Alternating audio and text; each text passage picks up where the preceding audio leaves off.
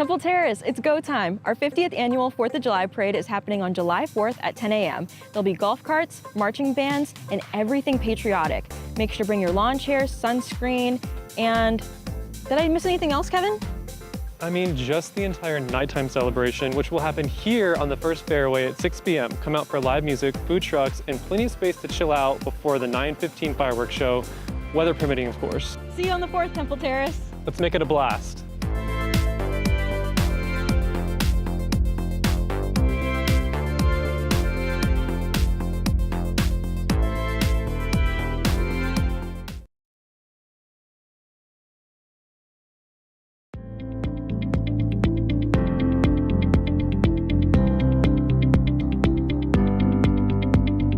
Hey everyone, I'm Assistant Fire Chief Shane Salmon with the Temple Terrace Fire Department, and I'm here to provide you with a few safety reminders to get you through your holiday fun and fire-free.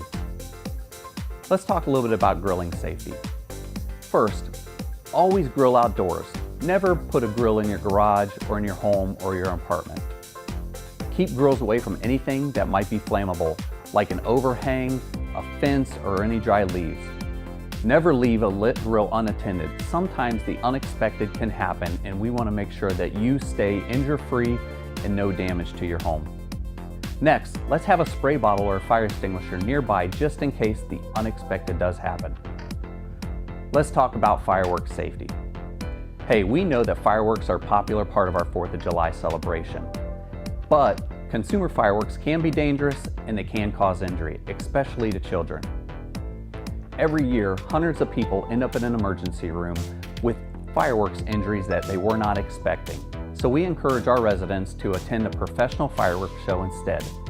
Speaking of professional fireworks shows, the City of Temple Terrace is having an awesome fireworks display this year, and we think it's going to be the best one yet.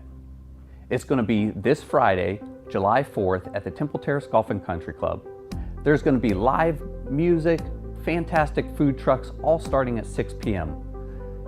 The fireworks show starts at 9:15. The best part about it is that you get to come and enjoy without having to worry about injuries, don't have to worry about the mess to clean up, and you get to have all of the fun.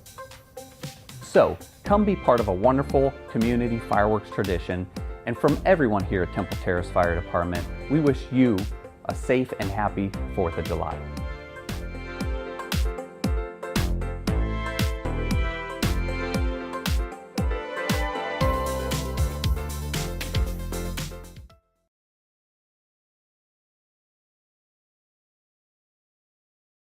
Good evening, everybody. I'll call the meeting to order and welcome everybody to the July 1st meeting of the Temple Terrace City Council. It's nice to have visitors with us. Good evening.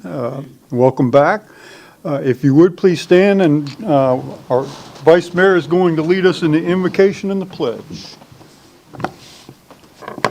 Heavenly Father, as we gather here tonight to conduct the business of our great city, we ask for your continued blessings on all of our people. As we enter this week of celebration of our 249th anniversary of the Sunday Declaration of Independence, help us to be mindful of the sacrifices made by so many before us to allow us to enjoy the liberty and freedom that we do have. Help us to be humble and always willing to help those less fortunate than us. Please hold up the sick and the troubled. Help us to reach out when we see someone in need and give them the help that they need. We ask that you bless our city staff, protect our first responders as they work to protect us all. Please help us to remember that the decisions we make tonight and every day affect others in many ways. Guide us with your wisdom to make the right choice in all that we say and speak. In your most holy name we pray. Amen. Amen. I pledge allegiance to the flag of the United States of America and to the republic for which it stands, one nation, under God, indivisible, with liberty and justice for all. Thank you. Thank you, Vice Mayor. So for those of you who don't visit often, we have a tradition here in Temple Terrace whereby we begin each meeting with a fun or interesting fact about our city or the region that we live in, and we rotate that duty, and tonight it falls on Councilmember Kravitz. Hi guys. I always ask, anyone want to take it over for me today? No one? Alfred. All right. Microphone? Is your microphone on? Excellent. Good evening. Good evening, everyone. Story time. Ever wonder why we have so few Spanish Revival houses left in Temple Terrace when it's the architecture that the city is supposedly known for? Imagine this. It's 1925. Temple Terrace is Itaca, Florida. 4 developers, including Maud Fowler, have formed Temple Terrace Estates Incorporated, and they're selling the American dream. A little something extra is on top. A Mediterranean paradise with 120 Spanish Revival homes designed by Dwight James Baum, the very architect who built John Ringling's magnificent Catazan mansion at the seaside in Sarasota. I went there myself recently. It was very beautiful. So, in other words, these folks knew how to sell. They promised paved streets, modern bridges, complete infrastructure, and the world's largest orange grove spanning 5,000 acres. They had architectural plans. They had marketing materials. Most importantly, they claimed to have the cold, hard cash already set aside to deliver on every single promise. Margaret Nixon is one of the people who believed them, and because of that, she bought 8 lots for $43,000, dollars. That's over $600,000 in today's money. That was a lot of her family's money. But sadly, the developer didn't follow through. Out of the 120 homes that he promised, only 30 were ever built. Some of them are still some of the most beautiful homes that we have in the city.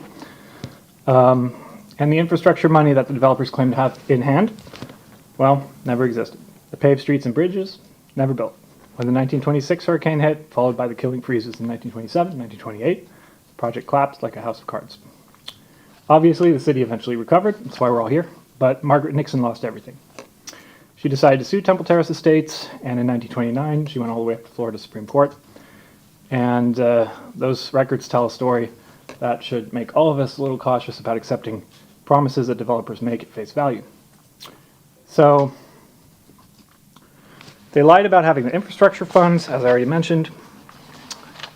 They lied about their financial backing, and they lied about the timeline and the scope. In the end, the Developers Corporation went bankrupt. The developers themselves faced no personal liability, and Margaret Nixon could not collect any money against them. So, development is wonderful. Temple Terrace urgently needs thoughtful growth, especially with an eye to the commercial development of downtown. Margaret Nixon's story, however, tells us that we should be a little bit cautious. We should note that some developers take advantage of communities and people. Human nature doesn't change. 100 years ago, people were the same as they are now. The incentive to overpromise and underdeliver is just as strong then as it is today. Contracts with accountability are very important. Mrs. Nixon bought lots based on verbal assurances, marketing materials, but developers' promises weren't backed by bonds, escrow accounts, or personal guarantees. When things go south, there's nothing to protect the people who trusted these developers. It's also better to trust in stages and verify. Democritus, the Greek statesman, said, "Do not trust all men, but trust men of worth." So we have the tools to distinguish one from the other now, requiring proof of financing, only approving projects where we have mechanisms in place to ensure that there's compliance. And so every approval we grant, every rezoning we provide should protect the people who live here in Temple Terrace. We should require developers to show that they can deliver what they promise.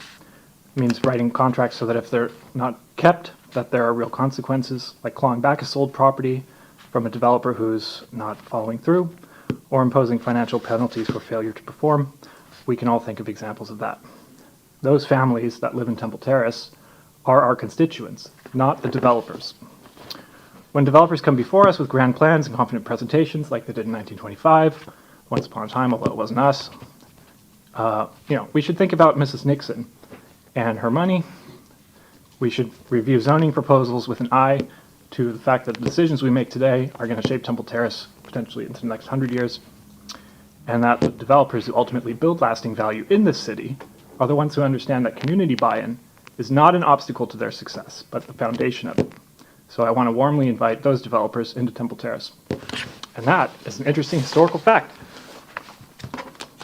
Thank you. So for those of you who, most of you who work here already know this, but for our visitors, we have a new city clerk tonight, Miss Linda Sater. Our previous clerk, Cheryl Mooney, retired, not just from the city, just retired, period. So she's in Alaska, I believe, right now, enjoying herself. I doubt very seriously she's watching the meeting. And so we are very honored to have Linda join us, our team. She comes to us from Olathe, Kansas, where she was a deputy county clerk. She's worked in this profession for many years. And so she's new to Florida, as Cheryl was when she started here, but she's a very quick learner and already she's been here since, what, a week now, right? A week and a day. So she's made it through the first week, and she came back on Monday, so this is a good sign. And so her family has not yet joined her from Kansas, and so I have the privilege of swearing her in. So if you can step away from that for a couple minutes? Okay, good.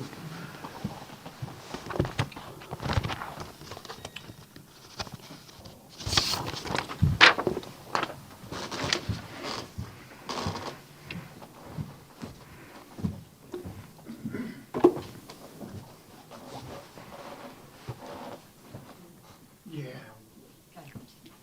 And I have never sworn in a city clerk before, so, the bar's pretty low here, right?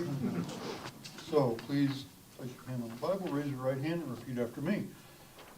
I state your name, I, Linda Sater, a citizen of the state of Florida and of the United States of America, a citizen of the state of Florida and the United States of America, and being employed by or an officer of the city of Temple Terrace, Florida, and being an officer employed by the city of Temple Terrace, Florida, Florida, and a recipient of public funds, and a recipient of public funds, as such employee or officer, as such employee or officer, do hereby solemnly swear or affirm hereby solemnly swear or affirm that I will support the Constitution of the United States that I will support the Constitution of the United States and of the state of Florida. and of the state of Florida.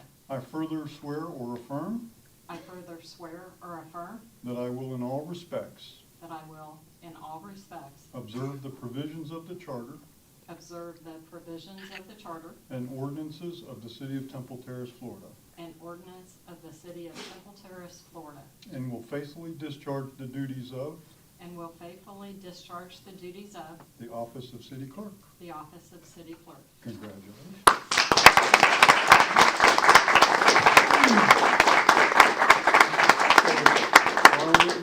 Well, we need a picture. Yeah. All right, 3, 2, 1. All right, thank you. So why don't we go back to our seats, and then I'll invite you to say a few words. Okay.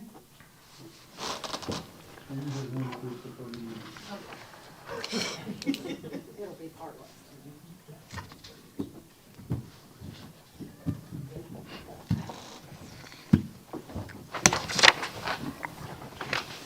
Would you like to say a few words, City Clerk? I think my mic's on. I appreciate the opportunity that you all have given me.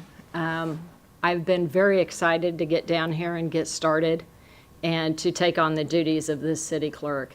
My past experience was in a county government, but many of the things are the same, but there's also many different things. So I'm really excited about learning those and to be a part of this community. And I appreciate everything that you guys have done for me. Thank you. Thank you and welcome aboard. Thanks. Very good. Next, we have a proclamation declaring August 2025 as Florida Water Professionals Month. We have our Public Works Director, Jason Warrenfelds, here. We have some of our crew here. Come on up, guys. It's good to have you. We don't usually get your folks here. They're usually beat by the time our meetings start. They don't want to come to a meeting. So, whereas the Florida Water and Pollution Control Operators Association, organized in 1940, is a nonprofit trade organization that promotes the sustainability of Florida's water utility industry through workforce development to protect the health of Florida citizens and to preserve the state's water resources. This organization offers water and wastewater treatment plant operator and water distribution operator training courses required for the state of Florida's operator licenses, 8 voluntary certification programs and continuing education programs for operator license renewal. This organization, in recognizing the importance of the Florida statutes and administrative code that regulate the water industry, acts as liaison between the Florida Department of Environmental Protection and industry personnel. The Florida Water and Pollution Control Operators Association recognizes all who have played a significant part in operating and maintaining drinking water, wastewater, and stormwater systems in Florida by celebrating Florida Water Professionals Month, which applauds their constant efforts to protect our health and environment. Water professionals are essential first responders, as defined by Florida Statute 403865. During storms and other catastrophic events, working to ensure safe drinking water and safe disposal of wastewaters for our communities. Now therefore I, Andrew Ross, by virtue of the authority vested in me as mayor of the city of Temple Terrace, proclaim August 2025 as Water Professionals Month. And so I have to add to this a little bit for those of us who live locally. We know we've suffered a couple of hurricanes here last season, and and ever since then, I don't think we've ever fully recovered from that. And you guys have been running at full speed, plus some ever since. Even today, I know there was an event in Tampa that had a ripple effect for us, and so you guys have been thrust into the spotlight, whether you like it or not, since October. And so we really appreciate all you do for us. And so, would you like to say a few words? Thank you, Mayor, City Council. Thanks for the recognition to the Water Department for the services they perform.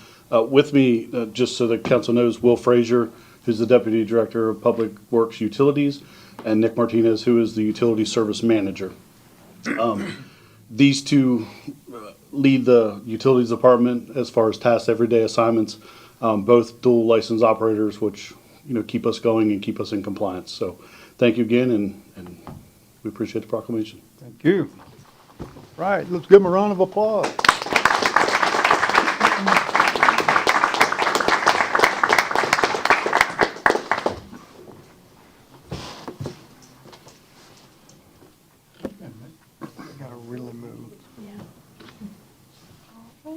Can I have you scoot over just a little bit? All right, perfect.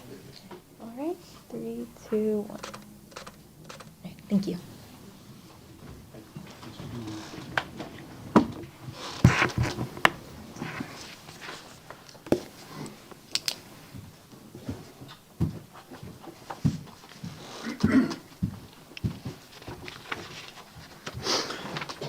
Next, we have a proclamation for Parks and Recreation Month, and our Leisure Services Director, Carl Langfeld, is here to accept the proclamation and certainly dressed appropriately.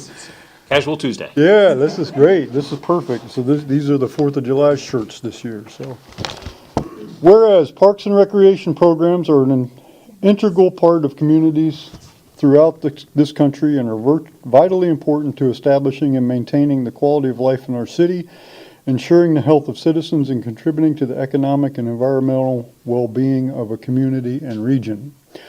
Parks and recreation programs provide therapeutic recreation services that improve all citizens' mental and emotional health.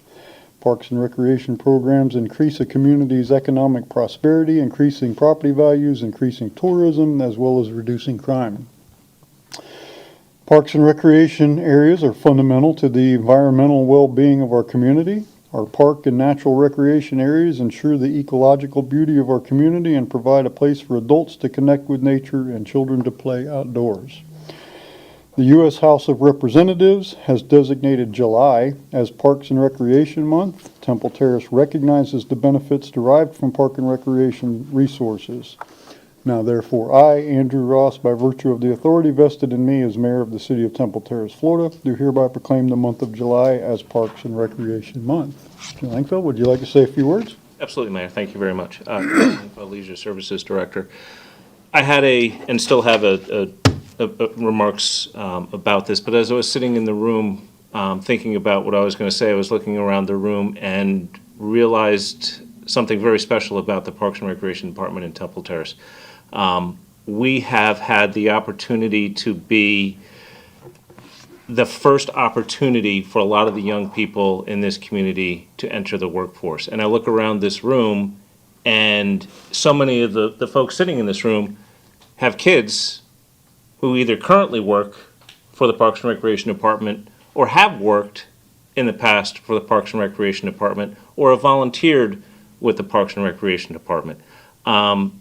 And I take that very seriously as being somebody who's responsible for these young people coming to work for the city and getting their first opportunities to have a job and start making some money for themselves and start entering that phase of their lives as an adult, and something I'm very honored to do. That isn't really what I came here to say, so now I'm going to come here and say what I came here to say. This year, Parks and Recreation Month is very special in Temple Terrace because we are celebrating our 100th anniversary. And we've been doing that through many events that we're holding throughout the city. Earlier in the year, we held River Jam, which was a tremendous celebration of the city and its history. This Friday is 4th of July and is our 50th annual 4th of July.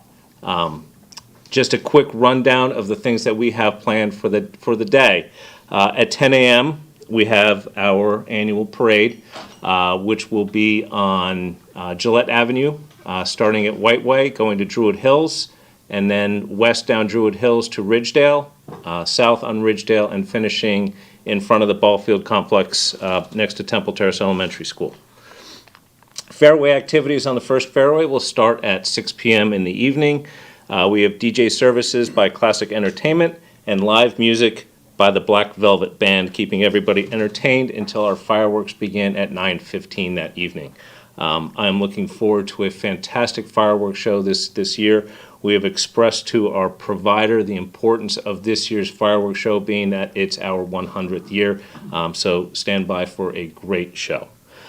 None of this would be possible without the sponsors that contribute to this event. TICO is our presenting Patriot sponsor. Our Stars and Stripes sponsors include Joanne Kelly and Caldwell Banker Realty, as well as Eric Kravitz. Our Rocket sponsors include the Temple Terrace Republican Club, Pinch a Penny, Foxtail Learning, Mammoth Realty, Embassy Suites, and Mid-Florida Tree Service. Our Firecracker sponsors include Jersey Mike Subs, Station House Barbecue, the Temple Terrace Golf and Country Club, and our Sparkler levels include Homewell Care Services, Lynn Warner Realty, and Eye Candy Prints. In addition to this, stay tuned for many more great events coming up throughout the remainder of the year to celebrate our 100th anniversary. Thank you. Thank you, Mr. Langfeld, and I think I can safely speak for the council on this, that you guys have had a really stand-up year too, because the centennial duties largely fell on your department.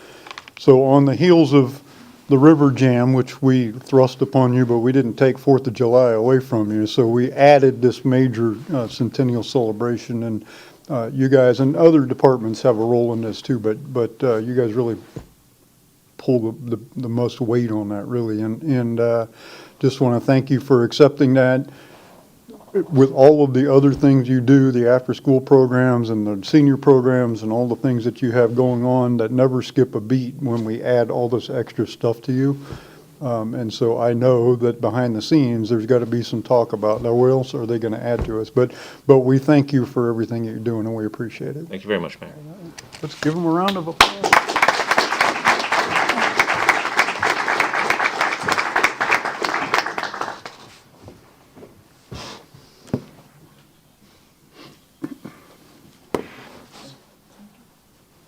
All right, 3, 2, 1.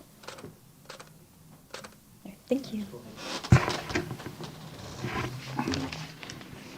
right.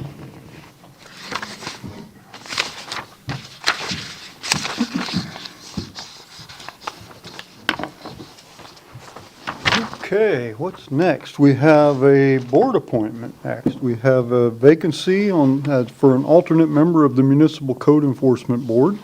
The city received one application after advertisement from Richard Banyan. Mr. Banyan, are you here? Would you like to say a few words to the council? It's up to you. You don't have to. No? Okay. If everybody's had an opportunity to review the application, is there a motion?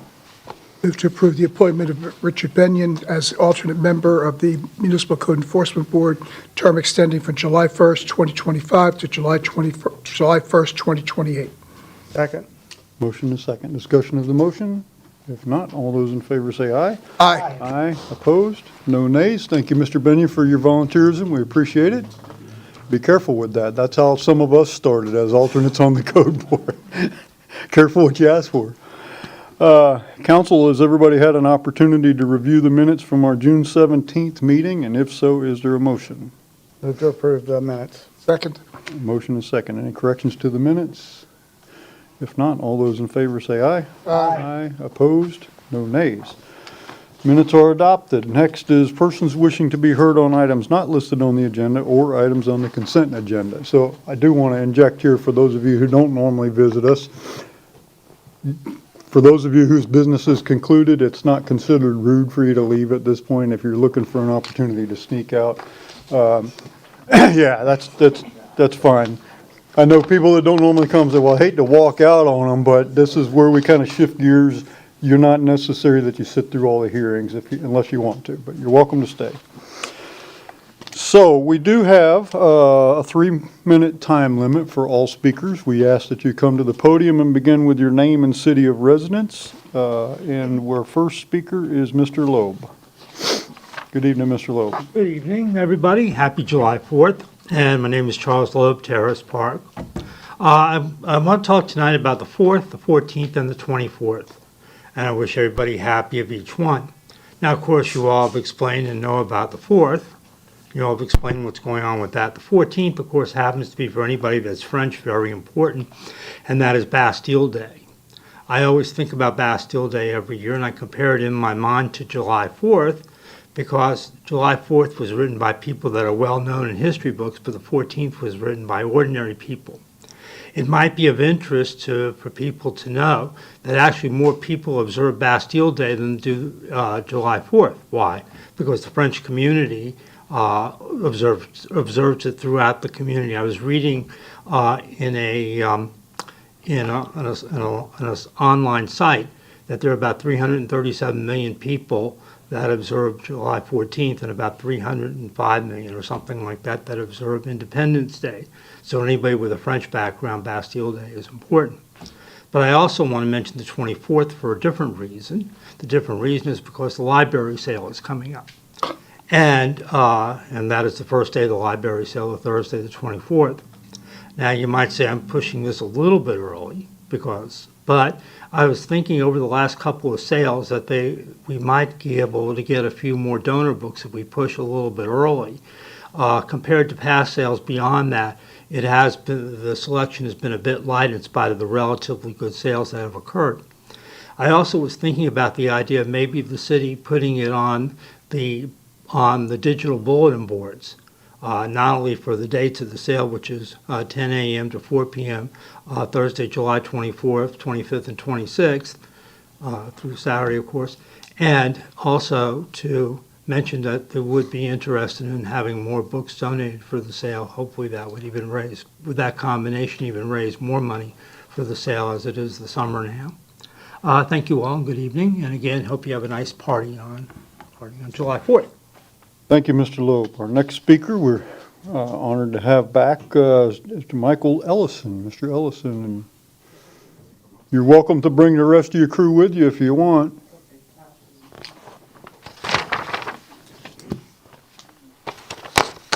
I'm good. It's been a while since we've seen you. How are you? Good. All right, my reason for visiting today is we have a Little League football team, nonprofit. My name is Michael Ellison. I'm the president. This is Nicole Green. She's the treasurer. And this is Ashley Wright on the team, Mom. Yeah, and secretary. Mm-hmm. All right. Right now, we currently rent our practice field from Temple Terrace Parks and Recs. Last year was our first year in existence. My varsity team won the Super Bowl. During the spring season, my JV team won the Super Bowl. We currently pay for a field, and we are asking that we could partnership with the city of Temple Terrace or the Parks and Rec, so that we can take a little bit off of our finances, because as you know, we are a nonprofit, charitable nonprofit. So all of our funds come from charity. Also, Mr. Brown, Pastor Brown, he donates to us, helps us out a lot. And since the city of Temple Terrace was the first city to give us a park or help us out to get a practice field, we are willing to change our name from Tampa Bay Falcons to the Temple Terrace Falcons. And Trust me, we're a winning team. We'll make you look good. You can see that. Yeah. Not only a winning team, but we also do give back to the community. When Pastor Brown has things going on, we all come as an org and we all go out together to help give back as well.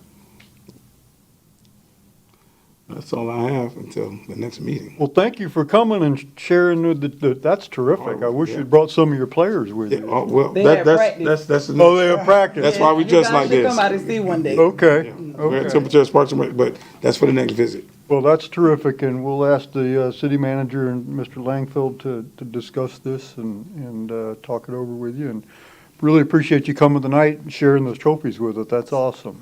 All right, thanks. Thank you. You guys have a good night. Congratulations. Thank you.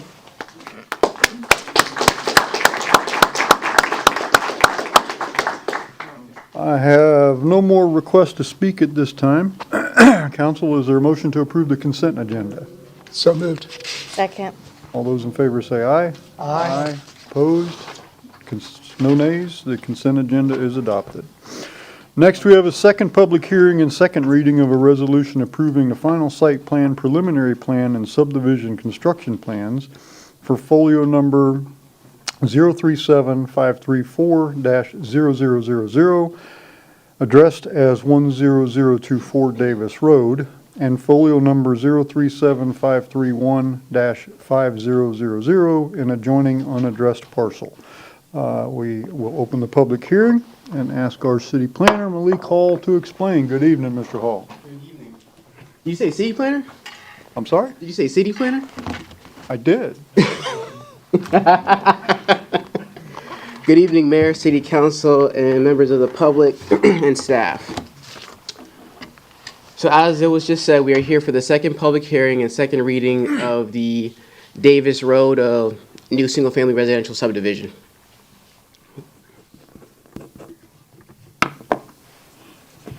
Ouch. How have I turned it on? So this is a GIS aerial imagery of the location of the project site. Currently, it is 2 lots, but after the approval and then the final plat, it'll be 1 lot, 1 project area. This is just a general area map of the project site. Total acreage is 6.7 acres. It is zone plan development, and it is a residential subdivision including 28 single-family lots. It was reduced from 32 during the rezoning process. This is the site plan for the subdivision.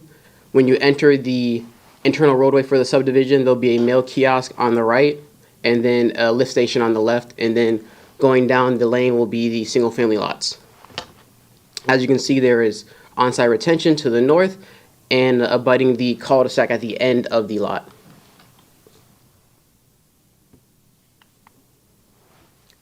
This is an overlay of the site plan onto the aerial GIS imagery.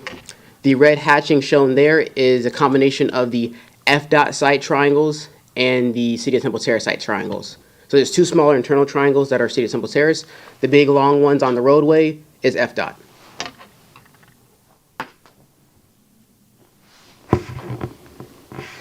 This is just some potential signage that the developers are considering.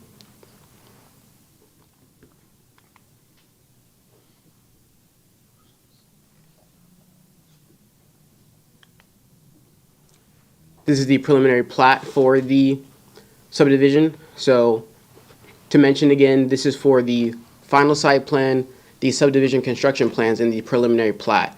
Even if this was approved tonight, they also have to submit a final plat within 6 months of approval, which would then come back to council as well. Malik, I'm sorry to interrupt, but You're what are fine. the 2 on the north side of the road that don't have numbers in them? 2 on the north side? Yeah, you go if you're going from left to right, you go 18, 19 With a circle.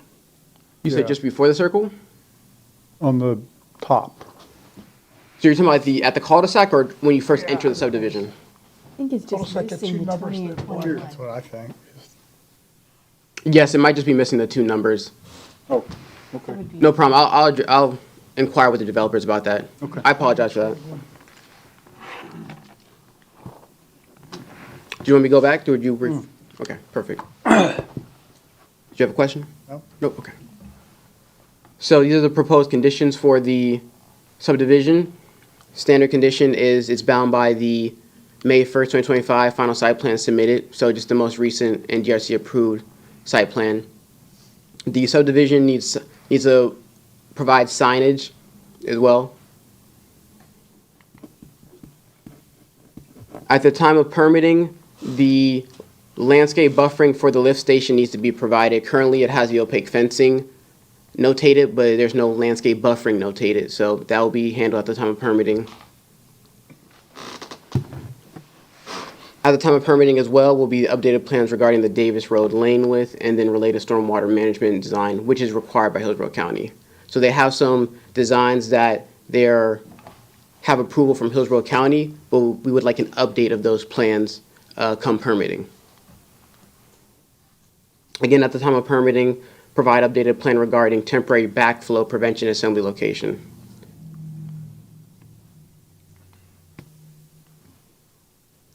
Updated plans regarding the cover sheet and sheet C2 to reflect the plans are within City of Temple Terrace limits. So a lot of these are minor edits that can be done at time of permitting.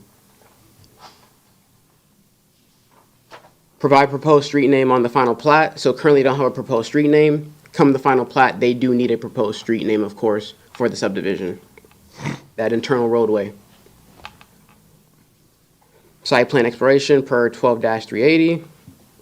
And where standards are not specified herein, the Land Development Code applies.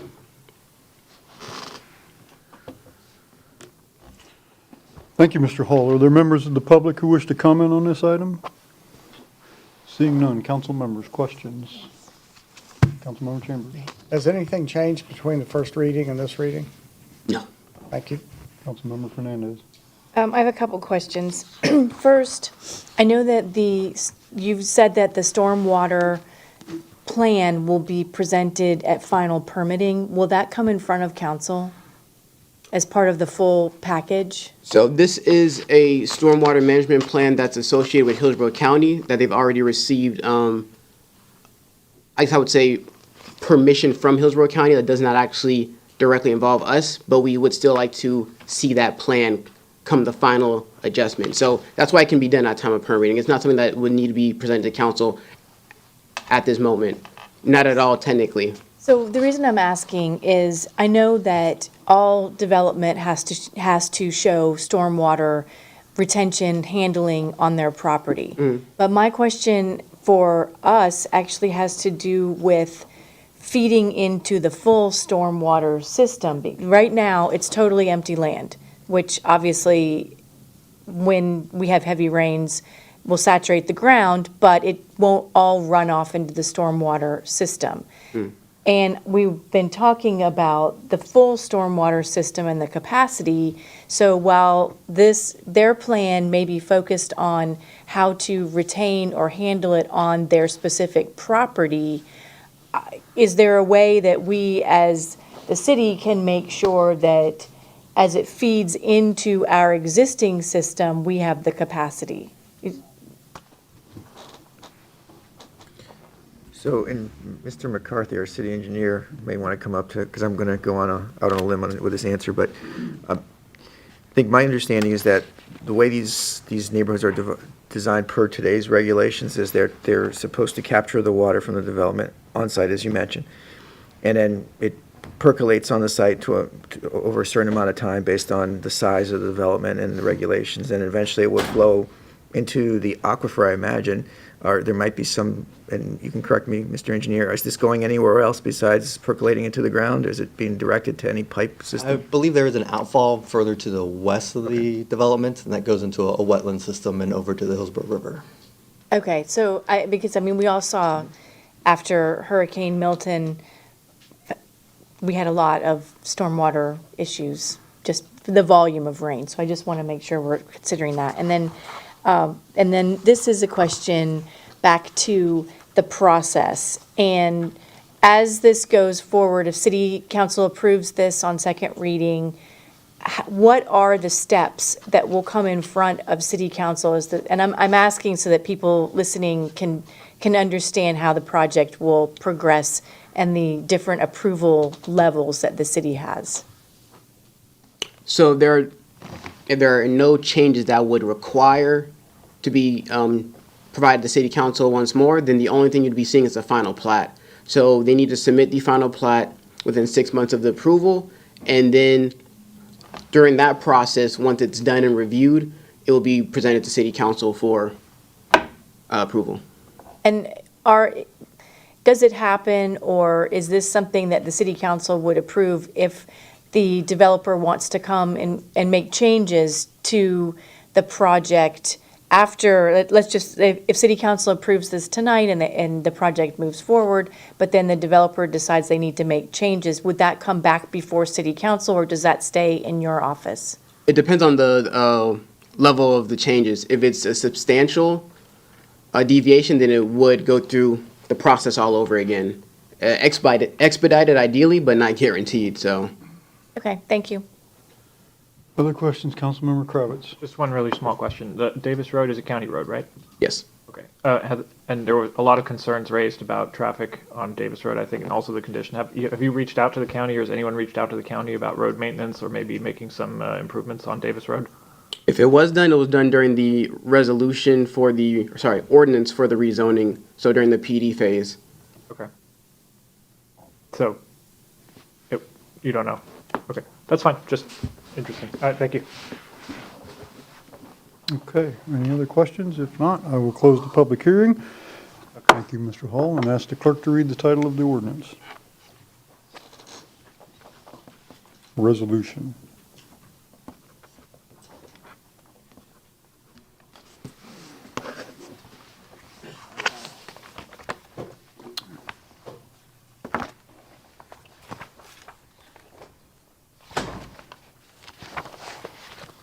A resolution of the City of Temple Terrace, Florida, approving final site plan, SPR 24-08, preliminary plat, SP 24-03, and subdivision construction plans for a residential subdivision to be developed on property located south of East Fowler Avenue and west of Davis Road, addressed as 10024 Davis Road, totaling 6.7 plus or minus acres, subject to any conditions of approval, providing for a correction of typographical errors, repealing all resolutions or parts of resolutions in conflict herewith, providing for an effective date. Thank you, Madam Clerk. Is there a motion? Move to approve on second public hearing and second reading of a resolution approving final site plan, preliminary plat, and subdivision construction plans for folio number 037534-0000, addressed as 10024 Davis Road, and folio number 037531-5000, an adjoining unaddressed parcel. Second. Motion and a second is, incorporating the proposed condition. Oh, including the proposed the conditions as proposed by community development. Second. Motion and a second. Discussion of the motion? Not. All those in favor say aye. Aye. Aye. Opposed? No nays. Resolution is adopted. Thank you, Mr. Hall. Next item is a resolution approving a change order to Metzger and Willard, Inc., a V&A Consulting Engineers Company for the Master Lift Station Sierra Bravo Rehabilitation Project. Mr. McCarthy, our city engineer, is back to explain. Good evening again. Good evening, Honorable Mayor and City Council. Brian McCarthy, City Engineer, and I'm here this evening to seek approval for a change order to Metzger Willard related to our Master Lift Station Sierra Bravo design project. So the figure on the screen is our general project map of the area where our lift station is located at 7403 Harney Road. It's outside the city limits near the Hillsborough River and the Bypass Canal. So back in September of 2024, City Council approved a resolution to Metzger Willard for the design project for approximately $246,000. So staff knew that any new net impervious area would require stormwater improvements. And so we tasked our design engineer with maintaining the overall total impervious area, so essentially no net increase. So during our design review, the figure on the screen kind of shows our 60% design plan from our engineer. Highlighted in yellow with kind of a clouded outline is the driveway and parking aprons. And then shaded in red is our lift station components. So during our review, we felt the site was too restricted for our larger vehicles. So staff asked our design consultants to consider if we didn't restrict them with the impervious area, what would it look like in terms of a wider driveway and a larger parking area for our larger vehicles. So they presented us with this option. So using the same colors, again with the yellow highlighted with kind of a clouded border is the parking area and driveway, and then in red is the lift station components. So this new option adds approximately 2,000 square feet of impervious area. So this additional cost for the stormwater improvements to design and permit this increased is approximately $71,000 from Metzger Willard for a new total purchase order amount of $317,000. So staff recommends City Council approve the change order for Metzger Willard related to these stormwater improvements. And then I'm available for any questions. Thank you, Mr. McCarthy. Are there members of the public who wish to comment? Seeing none, council member questions. Vice Mayor Schister. Yeah, a quick question. Equipment changes, were there any? Charlie? We're putting in like a new generator, new pumps, so there isn't any equipment changes when it comes to the stormwater aspects of the project. Okay. Well, but just one real quick question. When we did Chinaberry, does Chinaberry feed into this? Chinaberry is for our potable water system. Short answer is no, it does not. Don't need to go further. Thank you. Any questions, Councilmember Fernandez? I understand the reason for the change, and my only question for you is that is there a way to use a different surface for the parking and driveway area? Sometimes we've seen the open concrete blocks used on driveways and some other type of maybe open, drivable, parkable, but still somewhat permeable product to help alleviate the need for stormwater accommodations. Typically with your pervious pavement, you're looking at more lighter vehicles like your automobiles. With our more heavy-duty equipment for our utilities department, we wouldn't recommend doing any type of pervious pavement in this area. Thank you. Okay. If there are no further questions, is there a motion? Move to approve the change order to Metzger and Willard Inc. and VA Consulting Engineering Company for the Master Lift Station Sierra Bravo Rehabilitation Project. Second. Motion and second. Is there discussion of the motion? If not, all those in favor say aye. Aye. Aye. Opposed? No nays. Resolution's adopted. Thank you again, Mr. McCarthy. Next is a resolution approving the 25-26 agreement between the City of Temple Terrace and the School Board of Hillsborough County for the provision of school resource officers, and our police captain, Jason Malavi, is here to explain. Good evening, Mr. Mayor, council members, and staff. I'm Jason Malave, your patrol captain. I come before you tonight to discuss the city approving a partnership with the School Board of Hillsborough County regarding supporting safety and well-being initiatives. Pending your approval, we will have an officer assigned as a full-time school resource officer to Greco Middle School.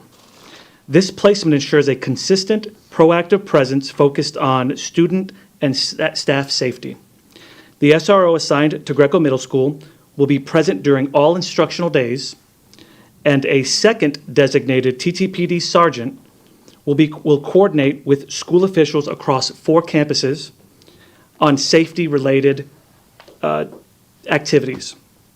These safety-related activities are duties we are currently already addressing annually to ensure our schools located within the City of Temple Terrace are provided with guidance regarding security needs and will not increase our FTE count in year 1.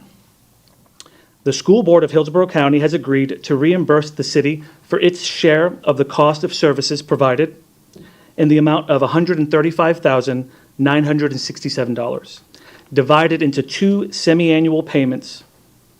This amount will cover the cost, will cover half of the salaries of both assigned officers, their fringe benefits, and vehicle costs. This agreement continues the city's partnership with the school board to support school safety and student well-being. This interagency cooperation meets statutory requirements, and contributes to a safe educational environment. Adoption of this resolution ensures proper authorization and implementation of the agreement for fiscal year 2025 through 2026. And with that, I stand for questions. Thank you. Are there members of the public who wish to comment? Seeing none. Council members' questions. Yes. Sorry. Councilmember Fernandez. I try to think of things people would want to know. I have a lot Do of. you have any questions, I do. though? I have a lot of experience with Greco Middle School, as 4 children did attend, and I was PTA president for 12 years. In the past, we did, Temple Terrace, have a resource officer at the school, and the school district opted to remove the Temple Terrace police officer due to some concerns about how closely connected the officer was with the community and information transparency. So has the school district given you any indication that they have any parameters in place that would hinder your transparency and communication with the community? No, not by any means. What I would say is, yes, in the past, we had our folks set up as SROs in the school. And for differences of opinion in the past, we parted ways. What I will say is, since we've developed and really had our community liaison unit out there, interacting with the schools, developing relationships with the principals and the staff members, we've had an absolutely fantastic time, and they've been very receptive to us. Greco, and specifically, we've had situations where just recently where we just got done with the last day of school dismissal. They had us all out there. We worked and coordinated with them very well. The folks at the school are very excited to have us. They want to work with us. And in addition to that, we now have the chief of their security portion of the school board, who's very supportive of us being out there as well. Everybody wants to work together to make sure that we're doing things the way they need to be done the right way.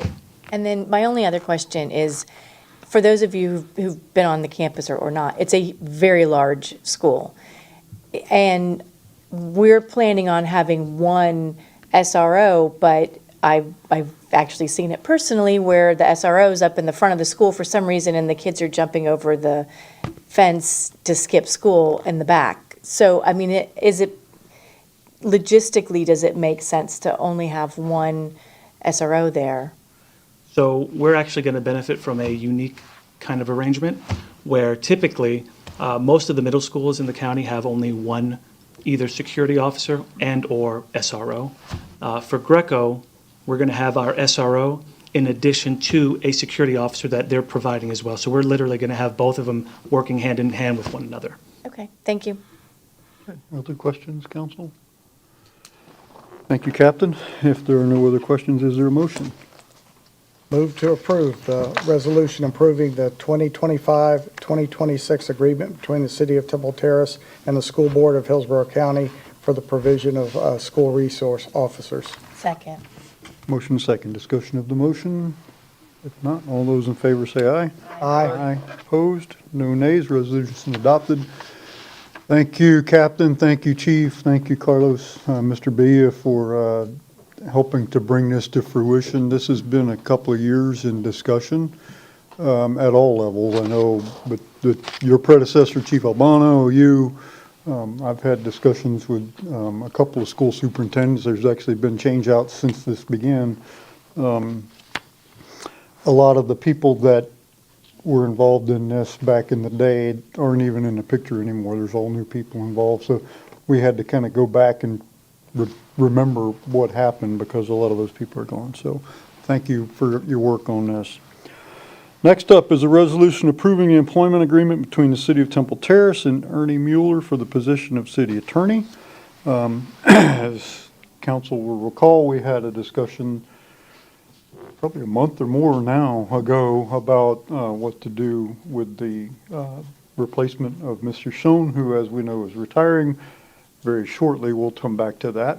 And council voted to appoint Mr. Mueller to that position. He's currently the deputy city attorney.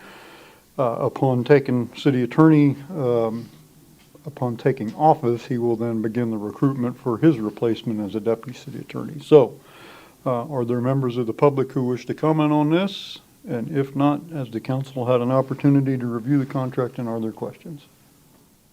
I have a question. Councilmember Kravitz. So I noticed that after the original contract went back to outside counsel for revision, there's now a section 11 addressing outside employment. And one of the exceptions that's carved out from the general prohibition on outside employment is that the city attorney will be allowed to complete current obligations, 3 cases as an arbitrator. Now, the current deputy city attorney has a law firm, and it's listed on his bar profile, but it's not listed in his resume. So I'm wondering, is the law firm not encompassed by this section? That would be my question. Mr. Mueller?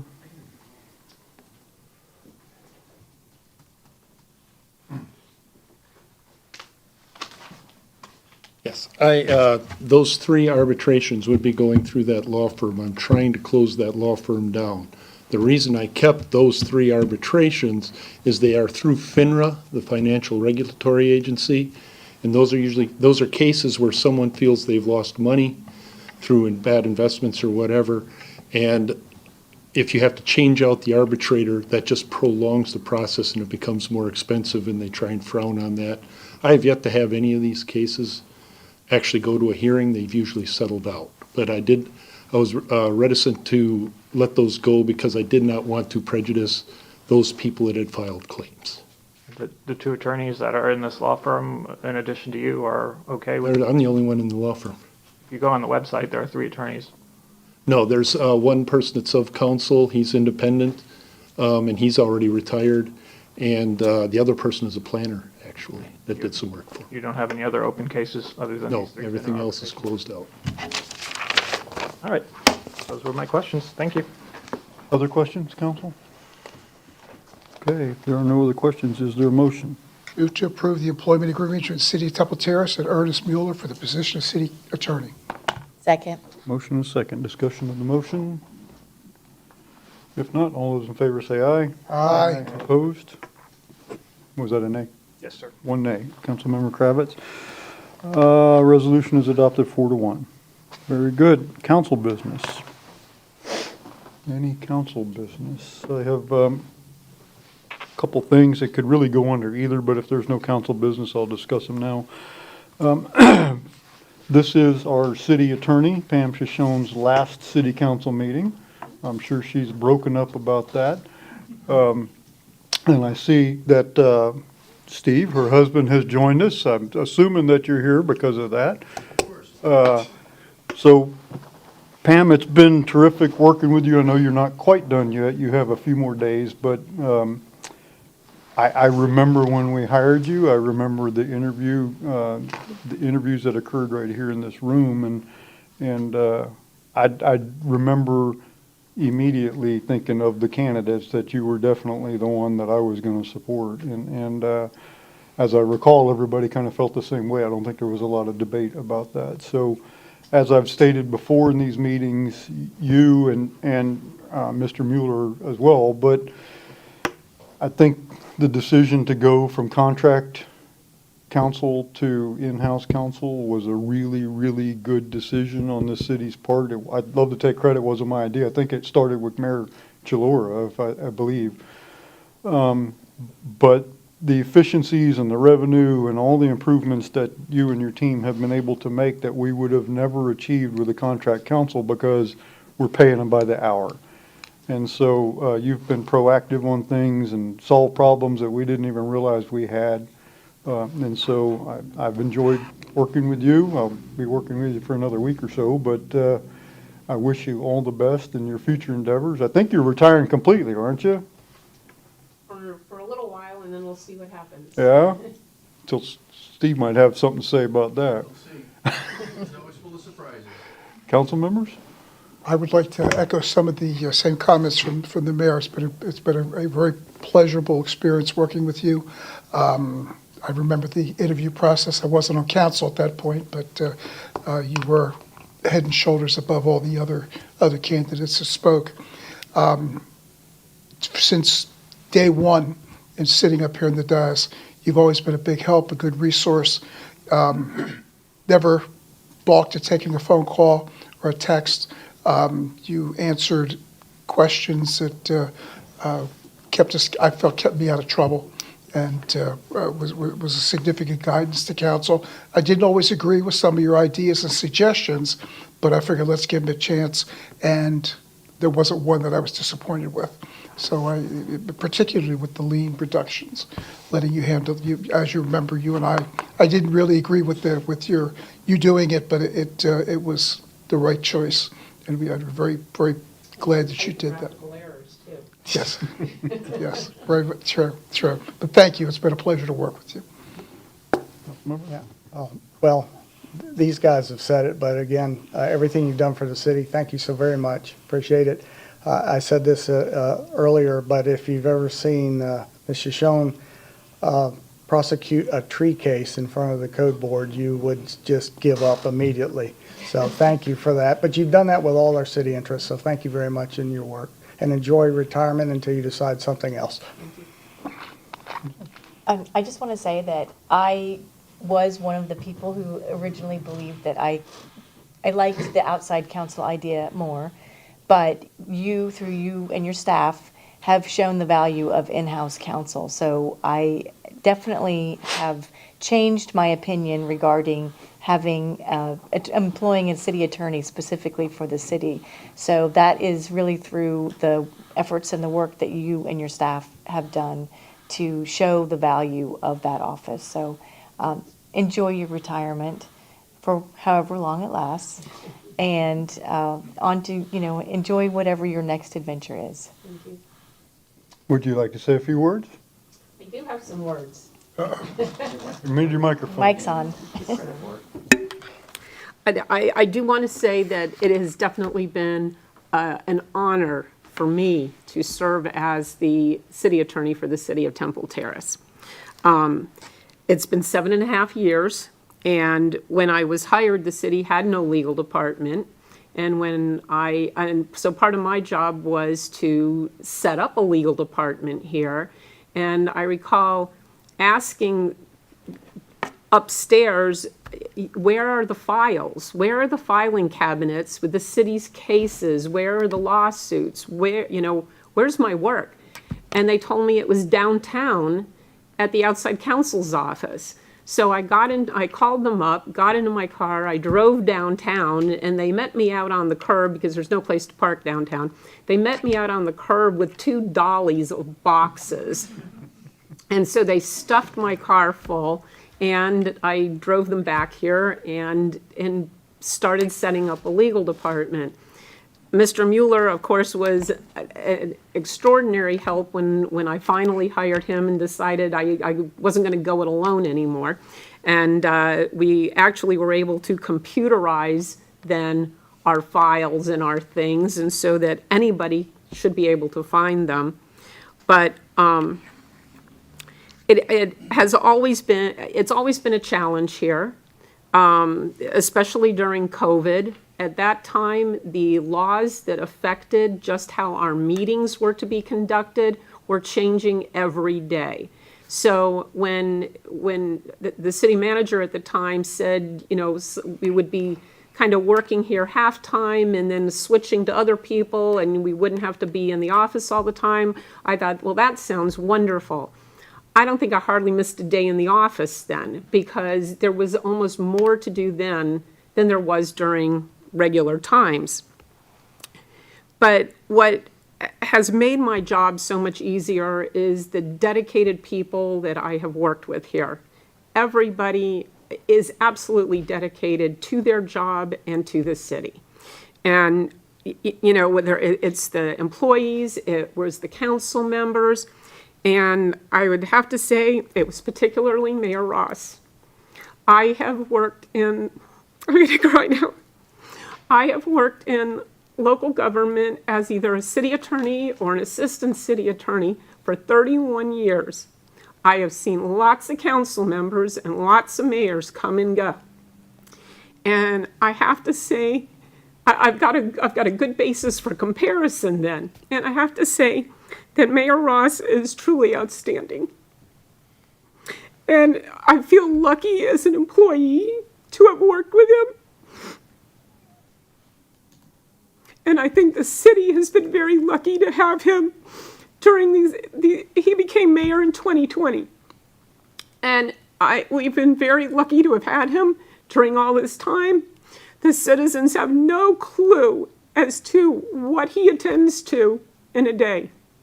And I don't mean attend like it's something ceremonial or a party. He attends to issues and problems. It's not fun things. And lastly, I want to say that I am proud of the work that the legal department has done. Our success is not measured by what you see. Our success is measured by what you don't see. You have not seen a major lawsuit in the last 7.5 years. We have had potential things come through, but by good planning, good preparation, and the mayor was involved in some of those too. There were depositions and interrogatories, but the judge was ultimately convinced to dismiss these cases. They've never gone to trial. So for us, for the legal department, keeping the city's name out of the news is our success. And I have, and I've looked back and reviewed in my mind everything that's, that I've worked on and that we've done. And I feel that it's been 7.5 years of success. And I think you're going to do great with Ernie going forward. Thanks. Thank you. Well, you get the last word, don't you? Here, you have your camera. Pam, let's stand down here and let's get a photograph. Mr. Galvin. Ernie.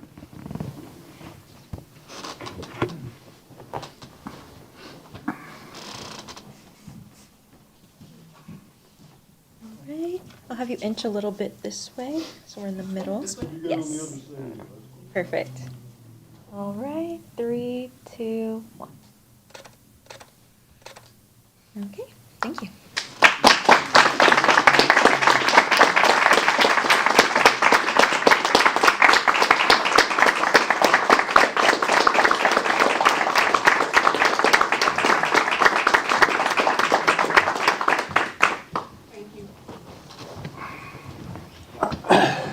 Wow, I didn't see that coming. So I have one more piece of really good news, right? And that is, I sent you guys an email yesterday, but I want to tell everybody that we had a appropriations request in with the Florida legislature for some storm-related equipment. As many of you know, last October when we got hit by Helene and hit particularly bad by Milton, we discovered some gaps in our equipment needs, particularly in public works. And one of them was for a machine that fills sandbags, because we've had sandbag operations every year for I don't know how many years, long time. But when we had back-to-back storms, we realized the toll this was taking on our employees who are out there for 12, 14 hours a day filling sandbags after they have other duties that lead up to that, and then they have duties after that. So they're literally, these guys, I mean, they're making good money, but they are exhausted. And so we need a sandbag machine, which was part of our appropriations request. We also needed some fuel trailers. As you will recall, the whole city basically was on backup power, which we were powering with generators. And if I'm not mistaken, it takes 36 different facilities to keep our water system going. I think that's the number, but if not, it's close to 36. And at one time, all of them were on backup generators. And then it came back on, but not all at once. It was piecemeal. Well, the generators worked okay, except that we don't have enough fuel to sustain this this went on for 8 or 9 days in some of the places. And so when we started running low on diesel, we ordered diesel through the Emergency Operations Center, and the state of Florida sent us 10,000 gallons of diesel in a big semi gas station tanker, which is great, except we don't have any way to take that fuel around to the 36 different places and put it in the generator. This is just 10,000 gallons of bulk fuel. And so we also needed a couple of trailers that are capable, so we can put the fuel in those trailers and tow them, and they have what's called a bobcat on them, so it's like a gas pump, so you can pump the fuel into the generators. So those were the big things in our appropriations request. There were some Starlink things to make sure that we had internet service, things like that. But the big things were the sandbag machine and the fuel trailers. Well, we made it in the budget, and I want to thank Representative Lawrence McClure from Dover. He is the chairman of the budget in the House of Representatives. He's been a friend of Temple Terrace as long as I've been around. He's carried appropriations requests for us in the legislature before. And he did so this time. I want to thank Representative Tracy Coaster. She covers like West Hillsborough County over near Oldsmar area, that part of the county. I want to thank Senator Ed Hooper, who is the appropriations chair in the Senate. Although we did not get sponsored in the Senate, when it came time for budget conference between the House and the Senate, he did not object to including our appropriations in the final budget. So we made the budget, and yesterday we got vetoed by the governor. And so we're not alone. He vetoed, I guess, almost $600 million worth of projects across the state, so it wasn't like he singled out Temple Terrace, but we were disappointed. This was storm-related and pretty vital to the citizens of Temple Terrace. So our budget development is still underway. We're hopeful that we can purchase some of this equipment with local funds. Some of it, I think, is in our draft budget so far, although we're not done with that, so it's possible that that could still get cut. But anyhow, I was disappointed in the veto, but I do want to thank the representatives who tried to help us out. But in the end, it didn't work. So any other council business? If not, is there any new business or board reports? Councilmember Kravitz. I have 3 points. First of all, there was a Citizens Police Academy recently, and I can only strongly recommend it. I really encourage everyone to go and see what our police department does to keep everyone in the city safe. And it's really a remarkable program that they put together, going a whole day, showcasing almost every single facet of Temple Terrace Police Department. I think it's a fantastic program. 13 people attended, and they've done it many times now, and I hope they do it again, even though there were only 13 people. I think it left a strong impression on everyone who came, and I think everyone learned a lot about really what goes into that work and just how challenging and how difficult it is to make snap decisions and try to do that in a way that respects everyone's rights and is the right thing to do ethically and morally as well. So just want to give a quick shout out to them for that, and a big thank you.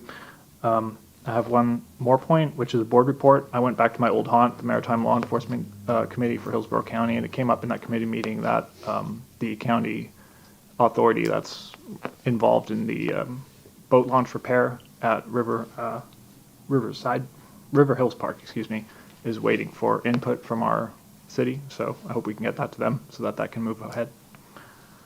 And my final point relates to the Angels of Hope Monument at Riverside Park. And I've noticed that it's in a pretty sorry state of repair. I was wondering if there's anything that we could do collectively or individually to try and address that and make that monument shine the way it ought to. Any thoughts? City manager, anyone else?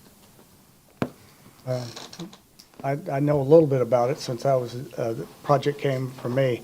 The agreement we have with that group, and Mr. Langfeld can correct me if I'm wrong, is that the group itself maintains the statue and the surrounding area of the bricks. I know Mr. Langfeld has been challenged over the last couple of years. Their maintenance has gone down. I don't want to say much, and I know you've been working on a solution, and that's all I'm going to say because you're giving me that look like you... If I may. Please, may.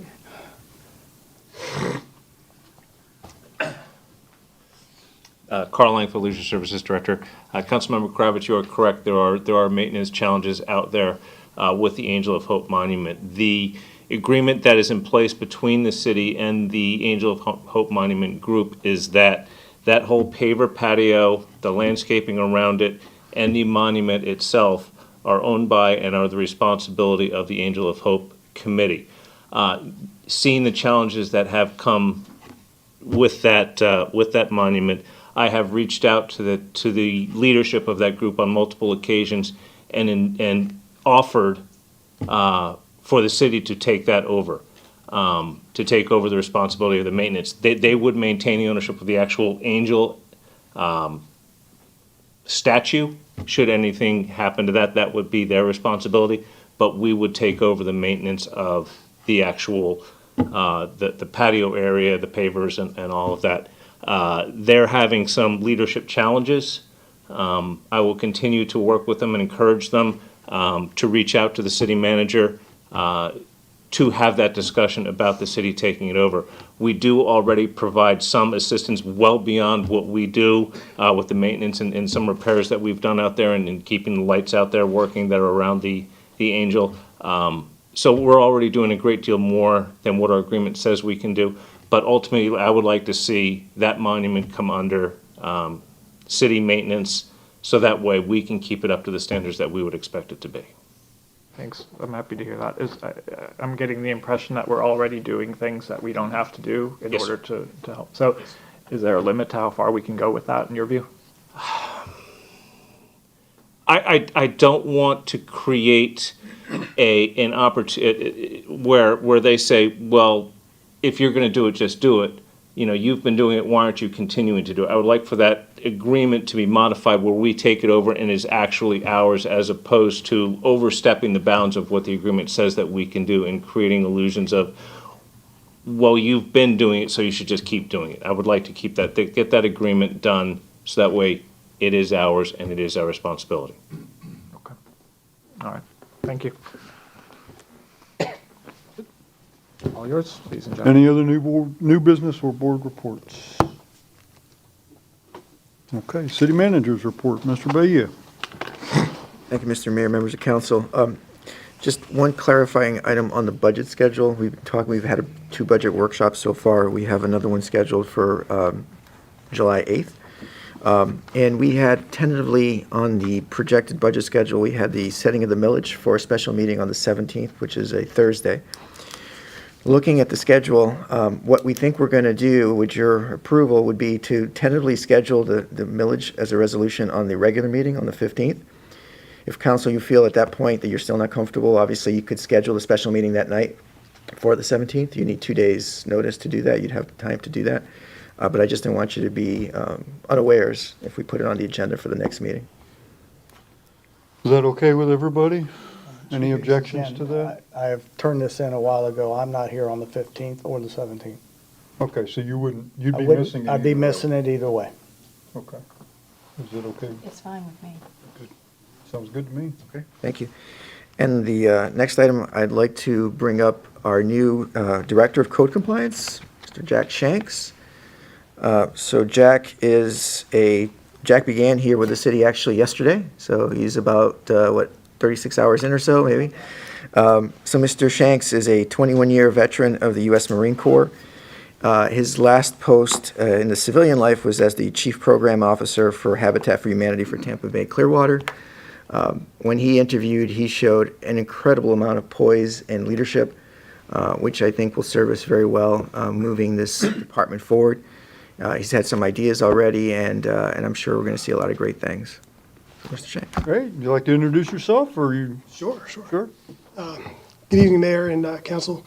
It's beyond an honor to be here. I was beyond thrilled when Mr. Bea let me know that I was being hired for this position. What I did with Habitat for Humanity was we ran about 1,000 homes, and we're getting ready to hit number 1,000 here in just another month or two.